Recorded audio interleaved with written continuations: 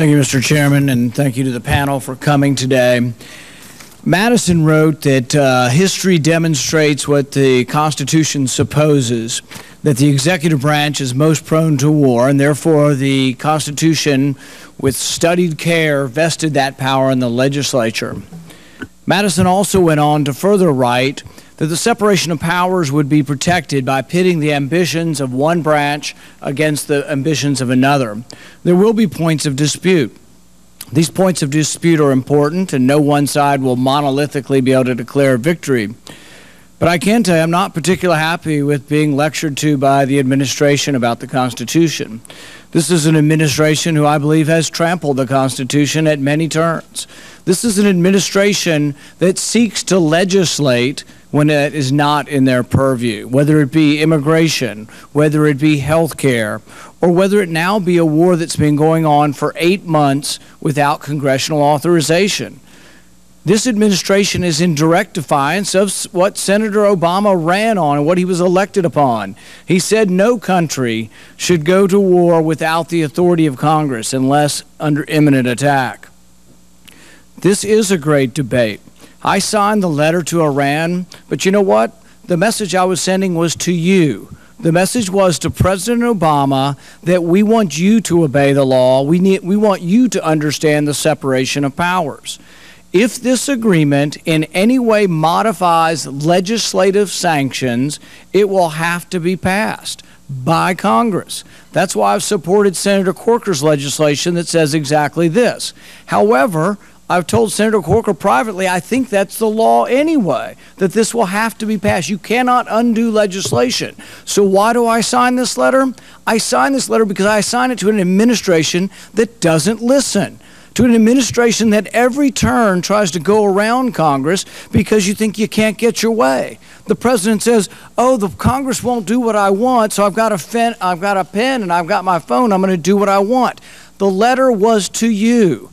The letter was to Iran, but it should have been CC'd to the White House because the White House needs to understand that any agreement that removes or changes legislation will have to be passed by us. Now, people can have different interpretations of things, but I'll go through a couple of things that bother me about the AUMF. The AUMF in 2001 says that nations or organizations that planned, authorized, committed, or aided in the attacks on 9/11 are the target. That's what the authorization is about. I don't read Boko Haram into that. I mean, if we're going to read Boko Haram into that, that is such a stretch that it's meaningless. Senator Murphy talked about vagueness. It's pretty specific in 2001 what we were supposed to do. I was all in favor of that. We had to do what we had to do with Afghanistan, with those who attacked us. If we have to go other places, we should have other authorizations. I'm not saying I won't vote for the authorizations. We just need to have them. So we have a new authorization that says we don't authorize enduring and offensive operations. The problem is it is so vague that I trust the military. When the military says this isn't what we're contemplating, I trust you. But the thing is, there'll be another president who I may or may not trust, may have a certain degree of lack of trust in this president, saying that it's not being contemplated. So we say it's not 697,000, but the next president could say it is.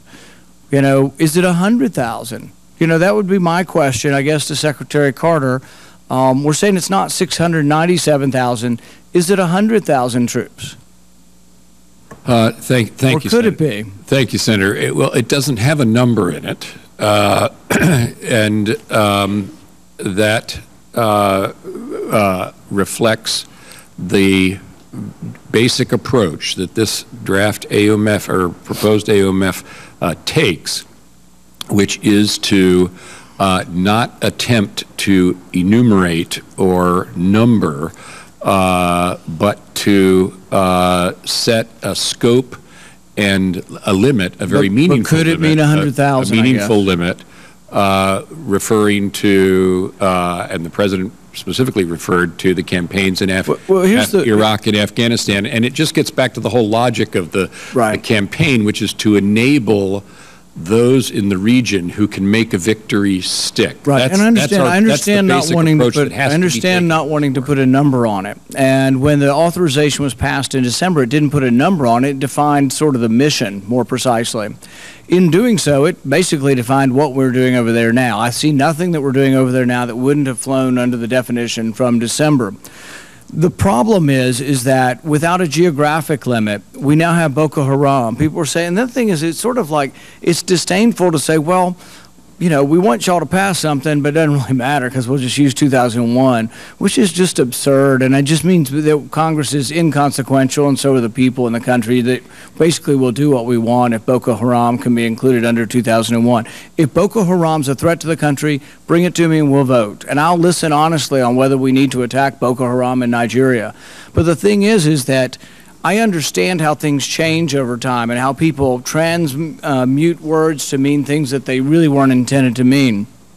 If 2001 can be applied to Boko Haram, I'm very concerned about voting for this as it is worded, because if we're going to go to war in Libya, I want to vote for war in Libya. If we're going to go to war in Nigeria, I want to vote for war in Nigeria. Now, I'm not talking about an isolated small episode where we have to go knock out a cell of people that are organizing to attack us. You may be able to interpret that under the imminent attack sort of clause of the Constitution. But I am concerned. That's why we get to numbers.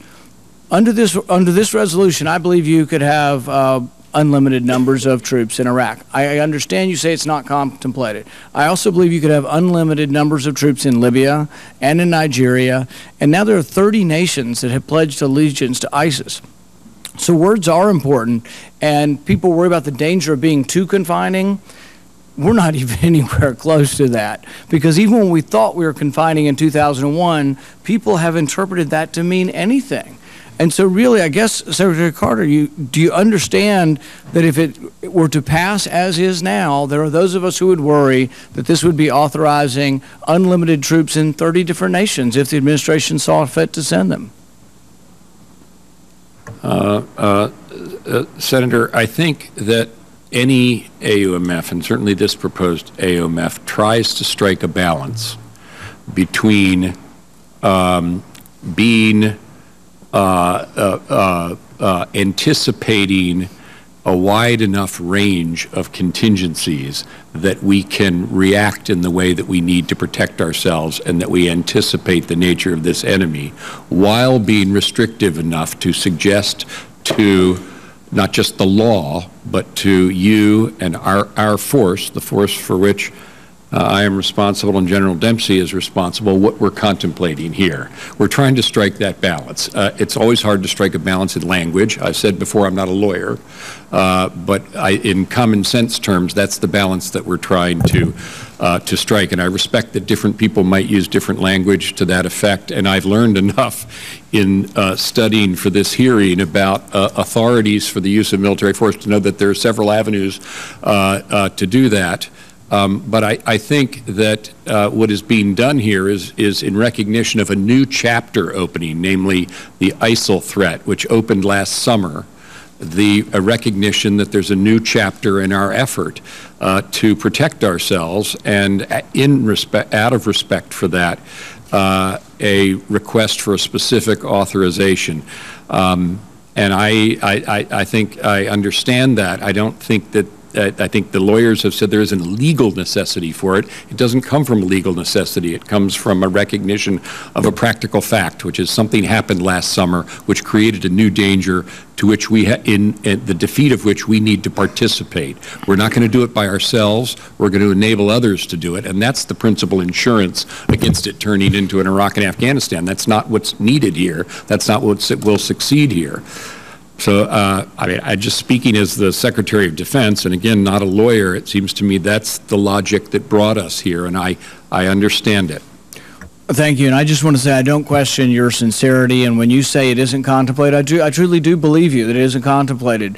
But I have to deal with words that 15 years from now I have to explain to my kids and their friends and their kids' kids that something I voted for in 2015 still has us at war at 2030 in 30 different countries, okay? It is an ongoing threat, but we need to keep the separation of powers. We need to vote on these things. And the reason it has to be precise is I can't vote for something that's going to enable war in Libya and Nigeria and Yemen and all these places with 100,000 troops. There has to be some kind of limitation. And it's not your sincerity I question. It's the politicians and the next politician and the next politician after you. But thank you very much. Thank you. I have one follow-up question.